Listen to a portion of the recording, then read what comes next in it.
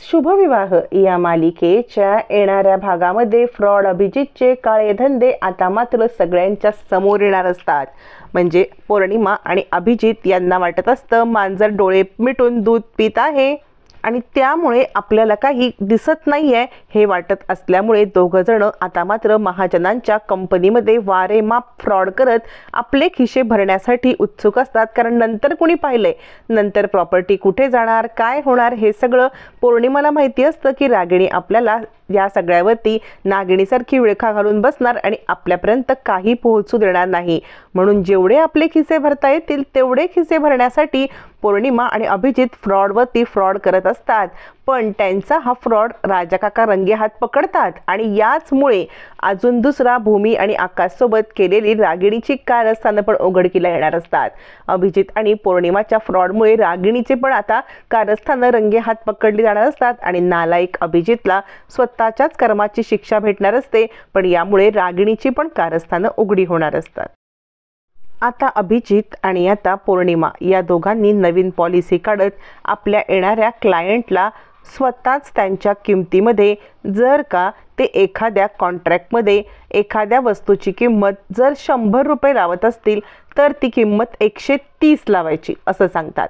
आणि त्या 130 मधले 100 रुपये ऑफिशियल असतील आणि 30 रुपयामधले 20 रुपये अभिजितचे आणि 10 रुपये त्यांचा फायदा। म्हणजे या सगळ्यामध्ये त्यांनी 30% फ्रॉड करायचा आणि 30% फ्रॉड केल्यावरती आता मात्र अभिजितला त्यातला 20% द्यायचे। असं म्हटल्यावरती आता आधी ते लोक घाबरतात, पण अभिजित म्हणतो या कंपनीचा सर्वेसर्वा मीच आहे, त्यामुळे तुम्हाला कोणतीही चिंता करायची गरज नाहीये। या सगळ्यामध्ये तुम्ही अचूक तरुण चाल, कुणालाही संशय येणार नाही, माझ्यावरती विश्वास ठेवा। आणि तसंही 10% तुमचा पण फायदा आहेच की। पौर्णिमा म्हणते तेच तर मी तुम्हाला सांगते आणि या कंपनीचे सर्वेसर्वा मालकच जर तुम्हाला सांगतायत तर काय प्रॉब्लेम आहे, फक्त 20% आमच्या अकाउंटला ताबडतोब पोहोचते झाले पाहिजेत, एवढं मात्र तुम्ही करा। असं म्हणत पौर्णिमा आणि अभिजित दोघं जण मिळून आता फ्रॉडवरती फ्रॉड करतच असतात। आणि आता त्या दोघांना वाटत असतं आपले खिसे भरतायत आणि हे कुणाला कळत नाहीये।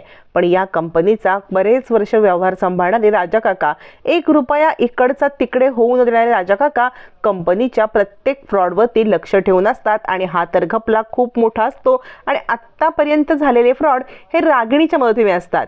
त्यामुळे रागिणी अचूक मॅनेज करत असते, जे अभिजितला जमत नाही आणि इथेच दोघांचं भांडं आता फुटतं।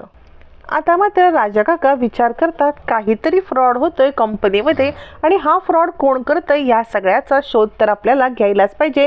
आणि ते रागिणीच्या हे निदर्शनास आणून देतात।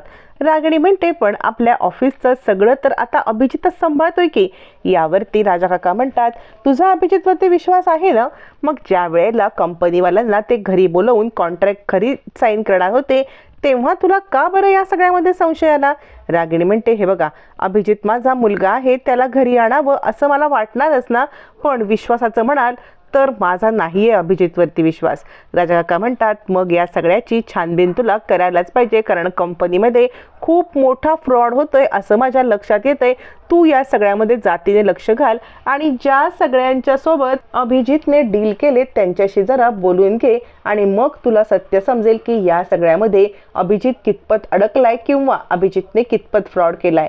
पण आधी तू त्या कॉन्ट्रॅक्ट ज्यांच्यासोबत अभिजितने साईन केलाय त्यांच्याशी बोलून घे आणि त्यांना थोडंसं धमकाव की आम्हाला तुमच्या कंपनीसोबत कॉन्ट्रॅक्ट मोडायचं आहे आणि मग ते काय म्हणतात हे बघ।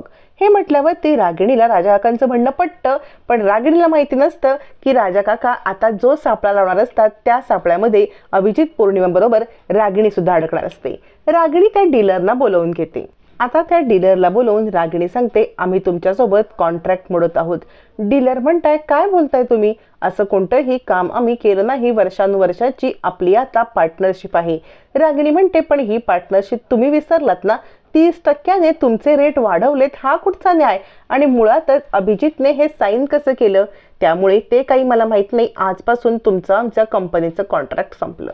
डीलर हातापाया पडायला लागतात आणि म्हणतात मॅडम यामध्ये आमची काही चूकच नाहीये, तुमच्याच मुलाने अभिजित पटवर्धन याने आम्हाला 30% एक्स्ट्रा सगळं लावण्यासाठी सांगितलंय।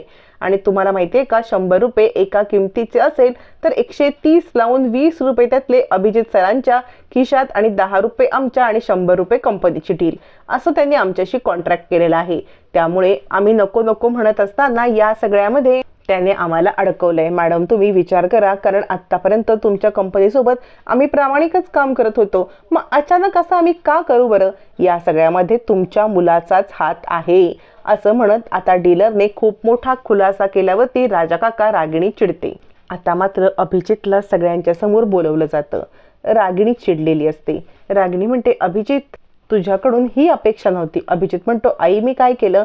यावरती रागिणी म्हणते, आता साळसूतपणाचा आव आणू नको मूर्ख. तुझ्या बायकोचं ऐकण्याआधी माझं म्हणणं बोलून ऐकून घ्यायचं, माझ्याशी बोलायचं तरी. पौर्णिमा हादरते. रागिणी ज्या वेळेला पेपर पौर्णिमाच्या तोंडावरती फेकते आणि म्हणते, बघ पौर्णिमा कसले पेपर आहे ते. आता कॉन्ट्रॅक्टरजवळ साईन केलेलं अभिजितचं डील आणि त्याची किंमत. राजा काका म्हणतात, अभिजित याच्या आधी तू खूप कारस्थानं केलीस, पण त्यावेळेला आम्ही तुला दरवेळेला सोडून दिलं, पण आत्ता नाही. आत्ता या सगळ्यामध्ये तुला मी स्वतः इथून काढणार. आजी म्हणते, रागिणी खरं तर याला घरात आणणं हीच आपली खूप मोठी चूक होती, असं म्हणत आजी सुद्धा खूप चिडते त्यावरती. आता मात्र अभिजित उलटा डाव टाकतो. अभिजित सांगतो, या सगळ्यामध्ये माझ्या एकट्याचे हात नाही बरबटलेले आहेत. अभिजित म्हणतो, या सगळ्यामध्ये मी एकटा नाही आहे, या सगळ्यामध्ये माझा साथीदार पण या घरातलाच आहे, असं म्हणत अभिजित रागिणीकडे पॉइंट आउट करतो. आता रागिणीची कारस्थानं बाहेर येत आहेत असं वाटल्यावरती रागिणी खूप चिडते आणि अभिजितच्या समोर येते आणि फाडकन थोबाडीत देते.